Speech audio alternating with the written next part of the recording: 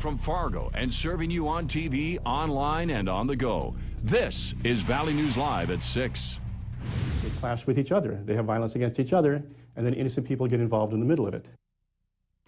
Fargo police say right now they know of at least 50 gangs with some sort of presence in the city. Good evening, everyone. And over the weekend, 4 people were arrested accused of selling fentanyl-laced heroin that's killing users. Now, according to drug and street crime investigators, those individuals had known gang associations. Valley News Team's Bradford Eric sits down with Lieutenant Shannon Ruziska about what the Metro Area Street Crimes Unit is dealing with nearly a year after being formed. We've come across people who've had some type of affiliation either through a tattoo, graffiti, gang signs, or their own claiming it, that they've associated with over 100 different gangs in the United States. The Metro Area Street Crimes Unit has been around for nearly a year, and they've identified over 100 different gangs moving through our city. And usually it's a tattoo, they're flashing gang signs, they're doing something else to indicate that. Lieutenant Ruziska says with fentanyl being added to heroin, making it 50 times more powerful, this is not a homegrown problem. We've got a source which is coming from, we believe, Mexico, bringing the heroin and potentially the other additives to it to our community. And Lieutenant Ruziska says most of the time it's gangs trying to profit from moving drugs through Fargo. With gangs comes violence. This search warrant outlines a drug trafficking investigation leading to an apartment search of a known Latin King gang member from just a few days ago. They get into an environment and either to protect their drugs or to intimidate people or the selling of drugs, it causes violence. But Lieutenant Ruziska adds that it's going to take the public demanding an end to these activities before real change will happen. Bradford Eric, Valley News Live.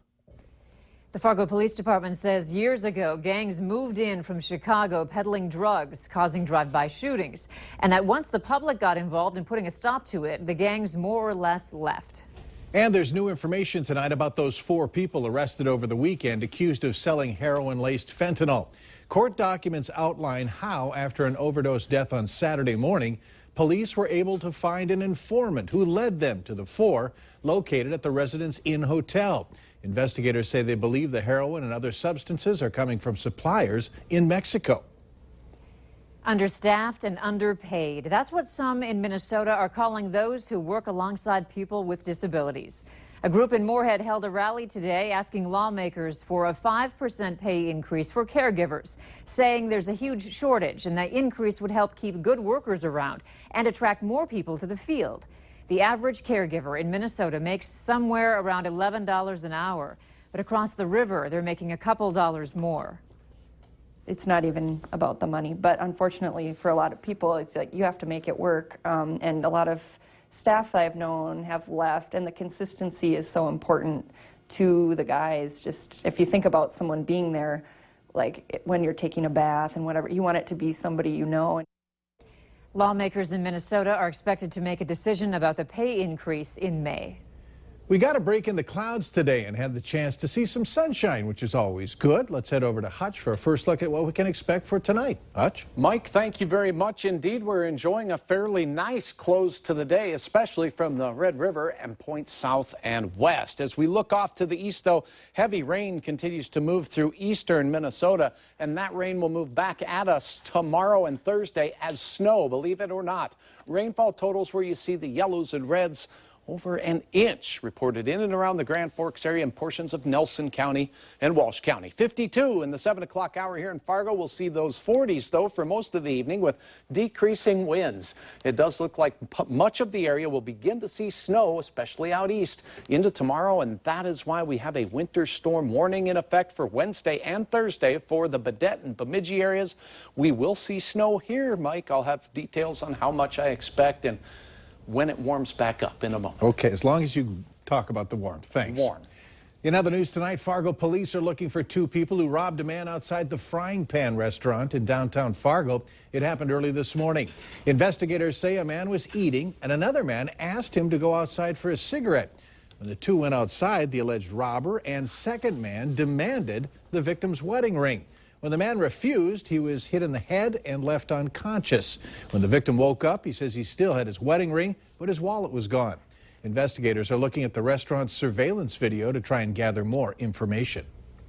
In just weeks, the orange cones will be out in Moorhead. The Minnesota Department of Transportation will kick off a nearly $14 million reconstruction interchange project at 8th Street and I-94. Now, this project will impact about 80,000 drivers that use those roads. It's one of the most heavily used interchange in this portion of the state. Valley News Team's Ashley Bishop shows us what we can expect this summer. Mike and Andrea, this project is huge. You can see if you're driving on 8th Street heading north or south, things will be different. Traffic will crisscross at this point while going over the bridge. There won't be technically no left-hand turns across traffic. It'll be more free flow left turns. Phase 1 starts with widening parts of 8th Street and adding additional lanes in both east and westbound between 8th and 20th Street on the interstate. There will be lane closures on 8th Street and only nighttime lane closures on the interstate. For stage 2, we'll have we'll put the detour up for through traffic on 94. The east ramps on the interstate will be closed down and the interchange work will start. We will keep the west ramps open, basically right in, right off movements open. The traffic across the bridge will be shut down. 8th Street Bridge traffic will be closed. Drivers will need patience. There will be alternate routes as well.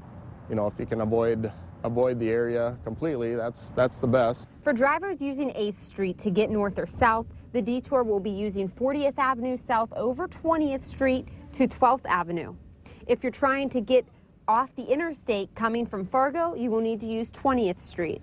In Phase 3, the west ramps will be worked on. Then in Phase 4, that's when the final touches will be added. Completion dates at the end of October. Ilanimi says the bulk of the project will be done from June through August and expect the extra lanes on I-94 to be done by June.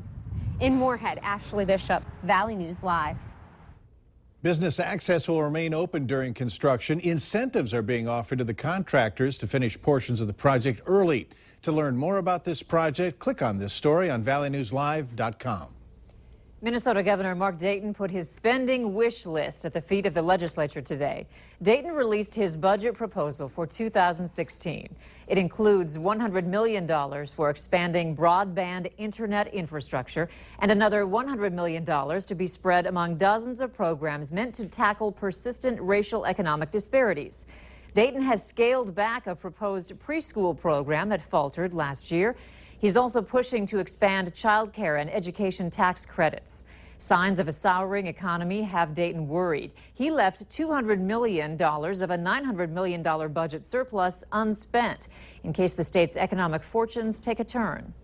I think it's really important that we start to protect our state government's fiscal integrity from a future national economic downturn. That wasn't done in the past, and we saw the catastrophic consequences of that with ongoing deficits and budget shifts, borrowing from the schools and the like. So I want to do everything possible to see that my successor and the people of Minnesota are protected.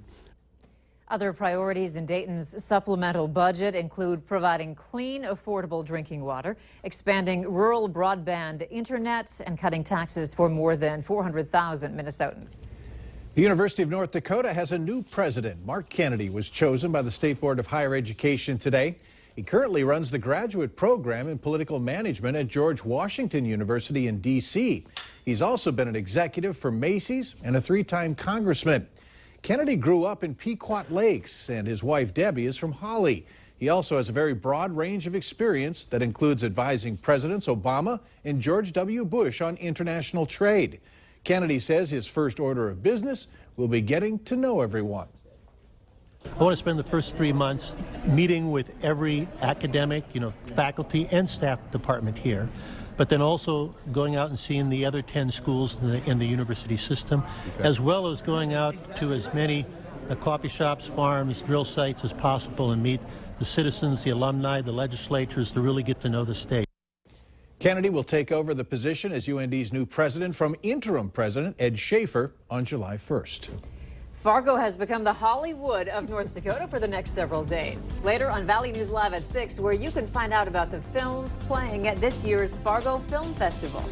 Today we started out with gray skies and rain pouring through the region, but we did see some sunshine to close things out. That rain returns as flakes for many. I'll have details on when and how much next.